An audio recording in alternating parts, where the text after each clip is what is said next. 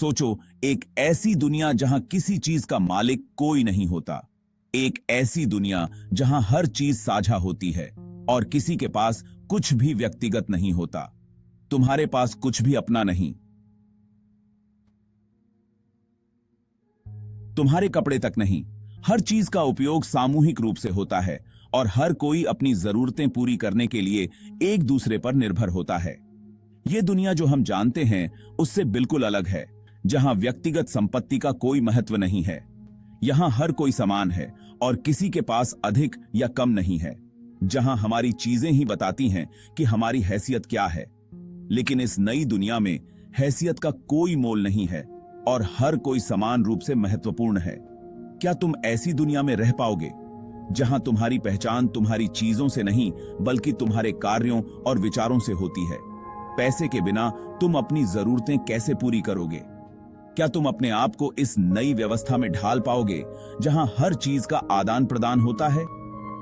ये सवाल शायद बहुत पुराने समय की पहेली लगे, लेकिन ये हमें सोचने पर मजबूर करते हैं कि हम अपने वर्तमान जीवन को कैसे जीते हैं। लेकिन ये आज की दुनिया को समझने में हमारी मदद करते हैं। हम सीख सकते हैं कि कैसे हमारे पूर्वजों ने बिना पैसे के जीवन जिया और अपनी जरूरतें पूरी की। हमारी सभ्यता जो सदियों के आर्थिक विकास से बनी है, उसकी नींव हिल जाएगी। अगर पैसे नहीं होते तो हमारी पूरी आर्थिक व्यवस्था बदल जाती। चलो पैसों के इतिहास को और गहराई से समझते हैं और देखते हैं कि कैसे हमारी सभ्यता ने पैसे का उपयोग करके प्रगति की है। और देखते हैं कि अगर पैसे नहीं होते तो क्या होता। क्या हम एक बेहतर समाज बना सकते हैं जहां हर कोई समान रूप से खुश और संतुष्ट हो?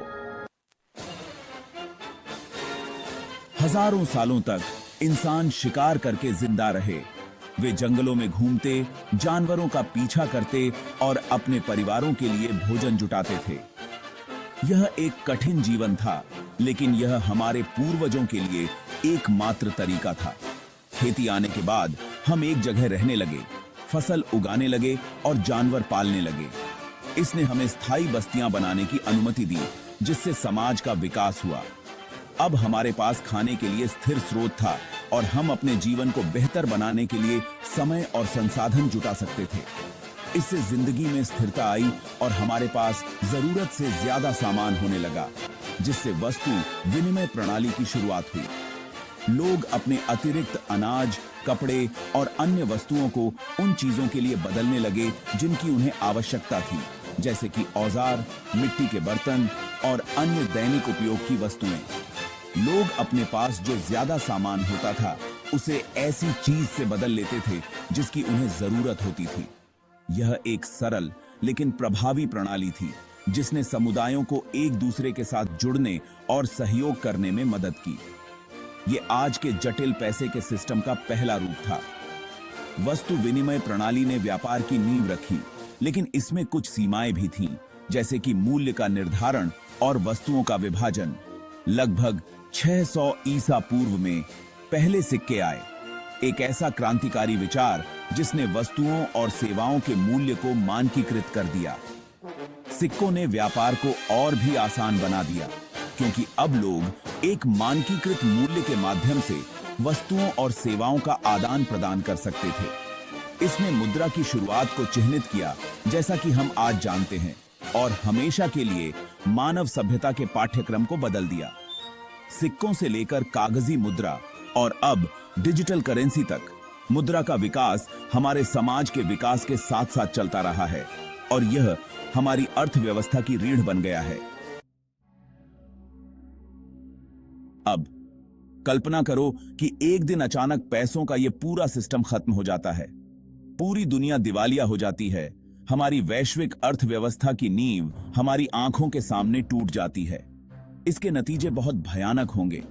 सरकारें खुद को लकवाग्रस्त पाएंगी, उनके वित्तीय सिस्टम बेकार हो जाएंगे। कानून और व्यवस्था की सावधानी पूर्वक बनाई गई इमारत बिल्कुल किनारे पर खड़ी होगी। इसके प्रवर्तन तंत्र संसाधनों से वंचित होंगे। इसका असर समाज के हर तबके पर पड़ेगा। कोई भी इस अराजकता से अछूता नहीं रहेगा। जरूरी सेवाएं जिन्हें हम अक्सर हल्के में लेते हैं, बंद हो जाएंगी। अस्पताल जो पैसे पर निर्भर हैं, बुनियादी स्वास्थ्य सेवा प्रदान करने के लिए भी संघर्ष करेंगे। स्कूल और यूनिवर्सिटी बंद हो जाएंगे, जिससे लाखों लोग शिक्षा से वंचित हो जाएंगे। अपने कर्मचारियों को वेतन देने के साधनों के बिना परिवहन नेटवर्क बंद हो जाएंगे, जिससे व्यापार और संचार की धमनियां टूट जाएंगी। इंटरनेट दुनिया के लिए हमारी खिड़की पावर ग्रिड के ध्वस्त होने पर टिमटिमाती और फीकी पड़ जाएगी। आधुनिक जीवन की आरामदायक लय अस्तित्व के लिए एक हताश संघर्ष में उतर जाएगी। पांचवां भाग, वस्तु विनिमय की वापसी और उसकी सीमाएं। विनिमय की एक मानकीकृत प्रणाली के अभिएब्सेंस में हमें वस्तु विनिमय की सदियों पुरानी प्रथा पर लौटने के लिए मजबूर होना पड़ेगा। समुदाय अपने कौशल और संसाधनों का वस्तु विनिमय करेंगे, पुरानी दुनिया के खंडहरों से व्यवस्था की कुछ झलक को फिर से बनाने का प्रयास करेंगे।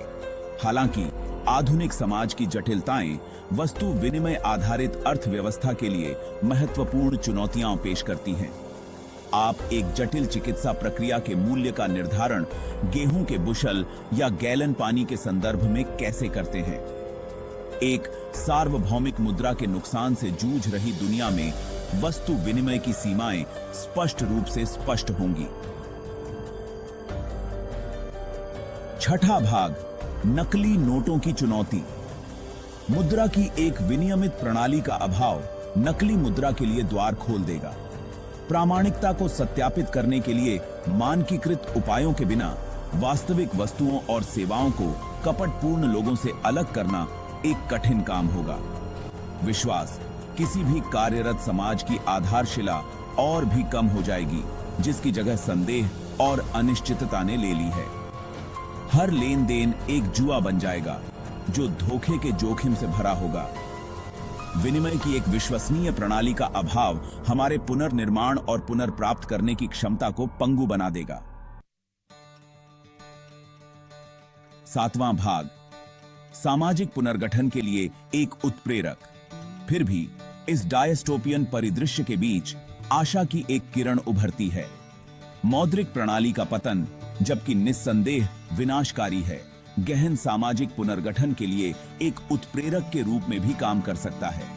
उपभोग से प्रेरित अर्थव्यवस्था की बेड़ियों से मुक्त होकर हम समुदाय, सहयोग और स्थिरता के मूल्यों को फिर से खोज सकते हैं।